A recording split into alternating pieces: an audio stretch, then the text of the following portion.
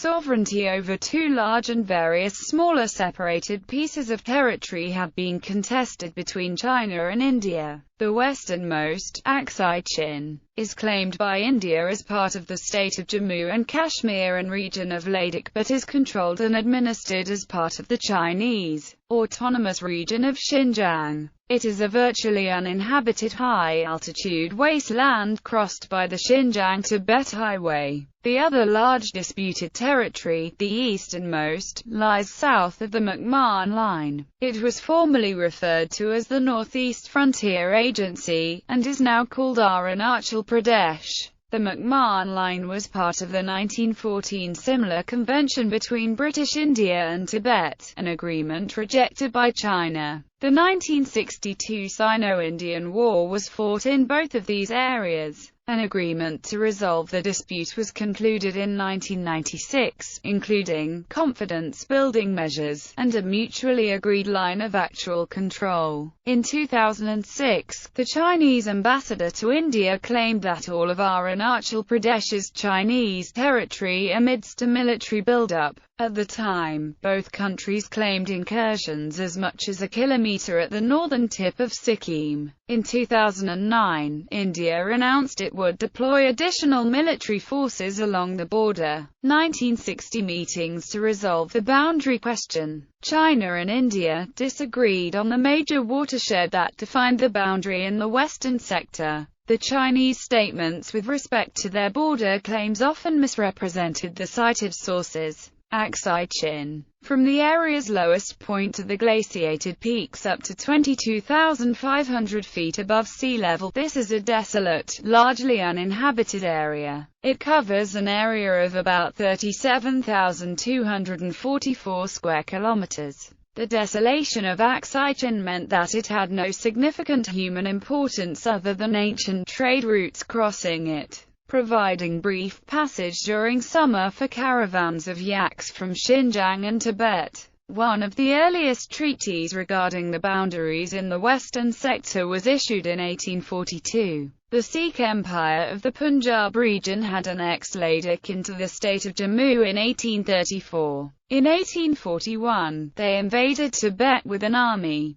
Chinese forces defeated the Sikh army and in turn entered Ladakh and besieged Leh. After being checked by the Sikh forces, the Chinese and the Sikhs signed a treaty in September 1842, which stipulated no transgressions or interference in the other country's frontiers. The British defeat of the Sikhs in 1846 resulted in transfer of sovereignty over Ladakh to the British, and British commissioners attempted to meet with Chinese officials to discuss the border they now shared. However, both sides were apparently sufficiently satisfied that a traditional border was recognized and defined by natural elements, and the border was not demarcated. The boundaries at the two extremities, Pangong Lake and Karakoram Pass, were reasonably well defined, but the Aksai Chin area in between lay largely undefined. The Johnson Line. W. H. Johnson, a civil servant with the Survey of India, proposed the Johnson Line in 1865, which put Aksai Chin in Jammu and Kashmir. This was the time of the Dungan Revolt, when China did not control Xinjiang, so this line was never presented to the Chinese. Johnson presented this line to the Maharaja of Jammu and Kashmir, who then claimed the 18,000 square kilometers contained within his territory, and by some accounts he claimed territory further north as far as the Sanju Pass in the Karakoram Mountains. Johnson's work was severely criticized for gross inaccuracies, with description of his boundary as patently absurd, and he was reprimanded by the British government and resigned from the survey. The Maharaja of Jammu and Kashmir constructed a fort at Shahidullah, and had troops stationed there for some years to protect caravans. Eventually, most sources placed Shahidullah and the upper Karakash River firmly within the territory of Xinjiang. According to Francis Younghusband, who explored the region in the late 1880s, there was only an abandoned fort and not one inhabited house at Shahidullah when he was there. It was just a convenient staging post and a convenient headquarters for the nomadic Kyrgyz.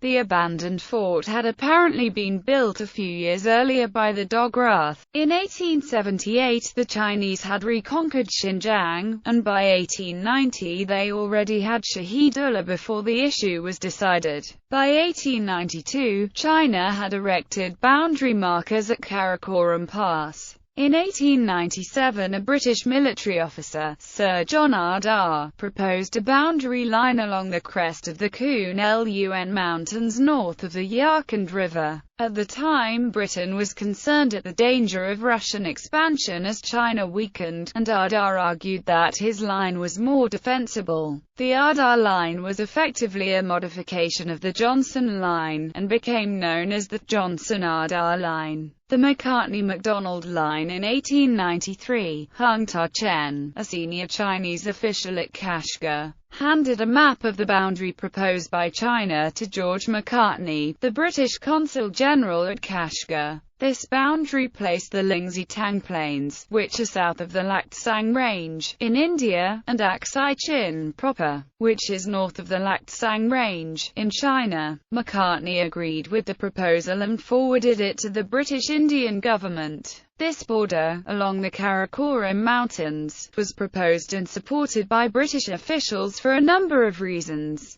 The Karakoram Mountains formed a natural boundary, which would set the British borders up to the Indus River watershed while leaving the Tarim River watershed in Chinese control. And Chinese control of this tract would present a further obstacle to Russian advance in Central Asia. The British presented this line, known as the Mccartney-Mcdonald Line, to the Chinese in 1899 in a note by Sir Claude MacDonald. The Qing government did not respond to the note, and the British took that as Chinese acquiescence. Although no official boundary had ever been negotiated, China believed that this had been the accepted boundary. 1899 to 1947 both the Johnson-Ardagh and the Mccartney-Mcdonald lines were used on British maps of India. Until at least 1908, the British took the McDonald Line to be the boundary, but in 1911, however, they took no steps to establish outposts or assert actual control on the ground. In 1927, the line was adjusted again as the government of British India abandoned the Johnson Line in favour of a line along the Karakoram Range further south. However, the maps were not updated and still showed the Johnson Line. From 1917 to 1933, the Postal Atlas of China, published by the government of China in Peking, had shown the boundary in Aksai Chin as per the Johnson Line, which runs along the Kunlun Mountains. The Peking University Atlas, published in 1925, also puts the Aksai Chin in India. When British officials learned of Soviet officials surveying the Aksai Chin for Sheng Shikai, warlord of Xinjiang in 1941, they again advocated the Johnson Line. At this point, the British had still made no attempts to establish outposts or control over the Aksai Chin, nor was the issue ever discussed with the governments of China or Tibet, and the boundary remained undemarcated at India's independence.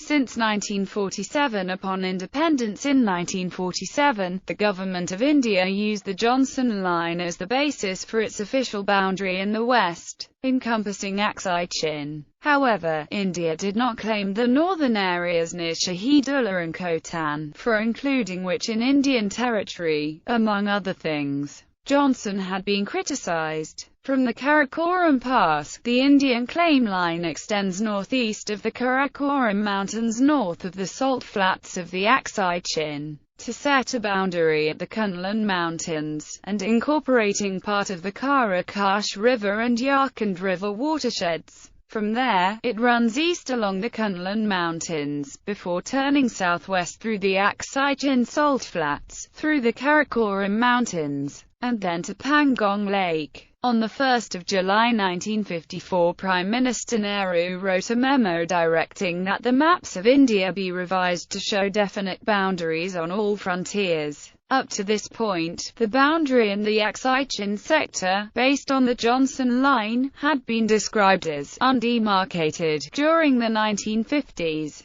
The People's Republic of China built a 1,200 km road connecting Xinjiang and western Tibet, of which 179 km ran south of the Johnson Line through the Aksai-Chin region claimed by India. Aksai-Chin was easily accessible from China, but was more difficult for the Indians on the other side of the Karakorams to reach. The Indians did not learn of the existence of the road until 1957, which was confirmed when the road was shown in Chinese maps published in 1958. The Indian position, as stated by Prime Minister Jawaharlal Nehru, was that the Aksai-Chin was part of the Ladakh region of India for centuries, and that this northern border was a firm indefinite one which was not open to discussion with anybody. The Chinese minister, Zhou Enlai, argued that the western border had never been delimited, that the Mccartney-Mcdonald line, which left the Aksai-Chin within Chinese borders, was the only line ever proposed to a Chinese government, and that the Aksai-Chin was already under Chinese jurisdiction, and that negotiations should take into account the status quo. In April 2013, India claimed, referencing their own perception of the line of actual control location, that Chinese troops had established a camp in the Daulat Beg Goldi sector, 10 kilometers on the side of the line of actual control. This figure was later revised to a 19 kilometers claim. According to Indian media, the incursion included Chinese military helicopters entering Indian airspace to drop supplies to the troops. However, Chinese officials denied any trespassing having taken place. Soldiers from both countries briefly set up camps on the ill-defined frontier facing each other, but the tension was diffused when both sides pulled back soldiers in early May. In September 2014, India and China had a standoff at the Lak, when Indian workers began constructing a canal in the border village of Deemchok, and Chinese civilians protested with the army's support. It ended after about 3 weeks, when both sides agreed to withdraw troops. In September 2015, Chinese and Indian troops faced off in the Burt region of northern Ladakh after Indian troops dismantled a disputed watchtower the Chinese were building close to the mutually agreed patrolling line. Trans-Karakoram Tract. The Johnson Line is not used west of the Karakoram Pass, where China adjoins Pakistan-administered Gilgit-Baltistan. On 13 October 1962, China and Pakistan began negotiations over the boundary west of the Karakoram Pass. In 1963, the two countries settled their boundaries largely on the basis of the Mccartney-Mcdonald line, which left the Trans-Karakoram Tract in China, although the agreement provided for renegotiation in the event of a settlement of the Kashmir dispute. India does not recognize that Pakistan and China have a common border, and claims the tract as part of the domains of the pre-1947 state of Kashmir and Jammu. However, India's claim line in that area does not extend as far north of the Karakoram Mountains as the Johnson Line, the Mcmahon Line. British India and China gained a common border in 1826. With British annexation of Assam in the Treaty of Yandabo at the conclusion of the First Anglo-Burmese War. Subsequent annexations in further Anglo-Burmese wars expanded China's borders with British India eastwards, to include the border with what is now Burma. In 1913–14, representatives of Britain, China, and Tibet attended a conference in Simla, India, and drew up an agreement concerning Tibet's status and borders. The Mcmahon Line, a proposed boundary between Tibet and India for the eastern sector, was drawn by British negotiator Henry Mcmahon on a map attached to the agreement. All three representatives initiated the agreement, but Beijing soon objected to the proposed Sino-Tibet boundary and repudiated the agreement, refusing to sign the final, more detailed map. After approving a note which stated that China could not enjoy rights under the agreement unless she ratified it, the British and Tibetan negotiators signed the Simla Convention and more detailed map as a bilateral accord. Neville Maxwell states that Mcmahon had been instructed not to sign bilaterally with Tibetans if China refused. but he did so without the Chinese representative present and then kept the declaration secret. V.K. Singh argues that the basis of these boundaries, accepted by British India and Tibet, were that the historical boundaries of India were the Himalayas and the areas south of the Himalayas were traditionally Indian and associated with India. The high watershed of the Himalayas was proposed as the border between India and its northern neighbours. India's government held the view that the Himalayas were the ancient boundaries of the Indian subcontinent and thus should be the modern boundaries of British India and later the Republic of India. Chinese boundary markers, including one set up by the newly created Chinese Republic, stood near Warlong until January 1914, when T. O'Callaghan, an assistant administrator of Northeast Frontier Agency's Eastern Sector, relocated them north to locations closer to the Mcmahon Line. He then went to Rima, met with Tibetan officials, and saw no Chinese influence in the area. By signing the similar agreement with Tibet, the British had violated the Anglo-Russian Convention of 1907, in which both parties were not to negotiate with Tibet, except through the intermediary of the Chinese government, as well as the Anglo-Chinese Convention of 1906, which bound the British government not to annex Tibetan territory, because of doubts concerning the legal status of the accord. The British did not put the Mcmahon Line on their maps until 1937, nor did they publish the similar convention in the treaty record until 1938, rejecting Tibet's 1913 Declaration of Independence. China argued that the similar convention and Mcmahon Line were illegal and that Tibetan government was merely a local government without treaty-making powers. In 1947, Tibet requested that India recognize Tibetan authority in the trading town of Tawang, south of the Mcmahon Line. Tibet did not object to any other portion of the Mcmahon Line. In reply, the Indians asked Tibet to continue the relationship on the basis of the previous British government. Tibetan officials continued to administer Tawang and refused to concede territory during negotiations in 1938.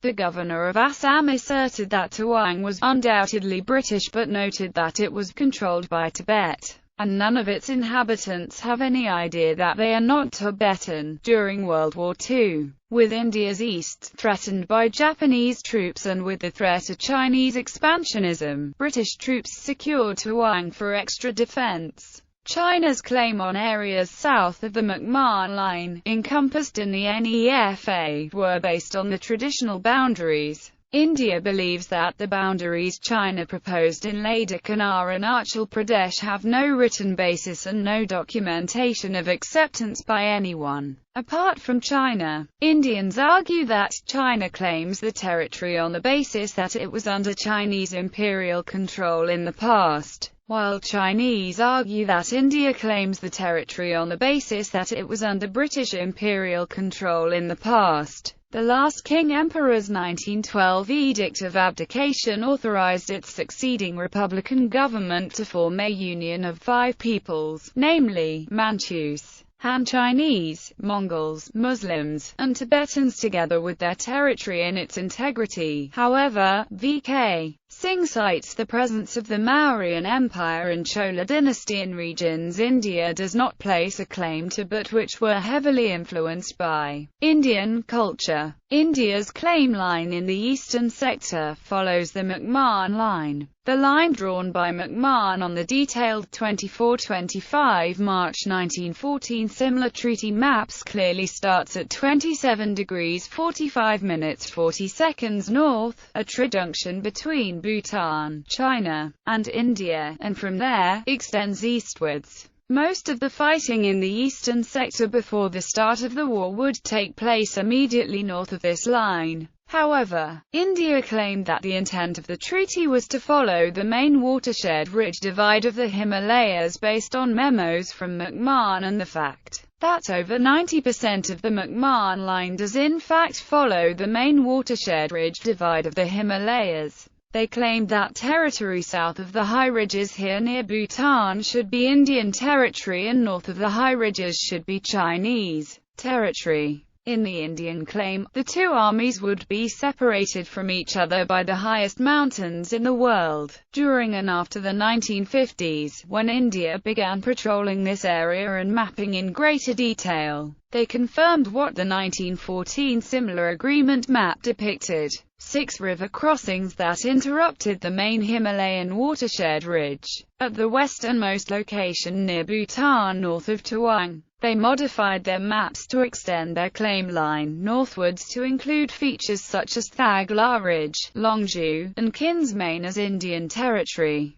Thus, the Indian version of the Mcmahon Line moves the Bhutan-China-India trajunction north to 27 degrees 51 minutes 30 seconds north. India would claim that the treaty map ran along features such as Thagla Ridge, though the actual treaty map itself is topographically vague in places, shows a straight line near Bhutan and near Thagla, and the treaty includes no verbal description of geographic features nor description of the highest ridges. Sikkim. India's annexation of Sikkim in 1975 was rejected by China at the time. The Sino-Indian Memorandum of 2003 was hailed as a de facto Chinese acceptance of the annexation. China published a map showing Sikkim as a part of India, and the Foreign Ministry deleted it from the list of China's countries and regions. However, the Sikkim-China border's northernmost point, the finger, continues to be the subject of dispute and military activity.